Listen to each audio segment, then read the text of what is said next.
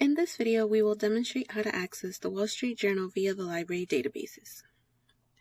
We will start by accessing the library website at library.bryant.edu. Once on the website, you will click on the link for articles and databases. Once on this page, you will be able to filter out by alphabetical letter.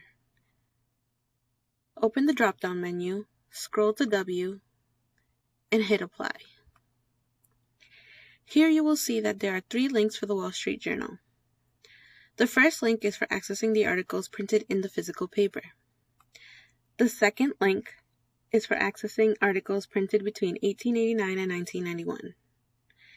Lastly, the third link is for accessing articles found on the Wall Street Journal website. For this video, we will use the wallstreetjournal.com link. Once on this landing page, you can search for a particular keyword and see all the articles that include that keyword. Or you can choose to view the articles published on a particular day.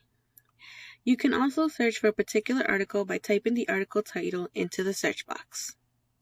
For this example, we will search the entire publication to see what articles have been published about the COVID vaccine.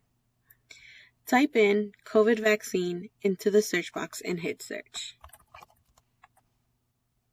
You will see that we have over 3,000 results. You can use this side menu to filter out by publication date. If this is an ongoing project, or if you are interested in getting alerts about new articles being published on the COVID vaccine, you can create an alert. You can do this by clicking on the Save Search /Alert link. Hit Create Alert. Fill out this form and set the frequency to how many times you want to receive alerts. This method works for all the links of the Wall Street Journal. If you need additional help, feel free to contact the library via chat, email, phone, or text message. We look forward to hearing from you. Thank you.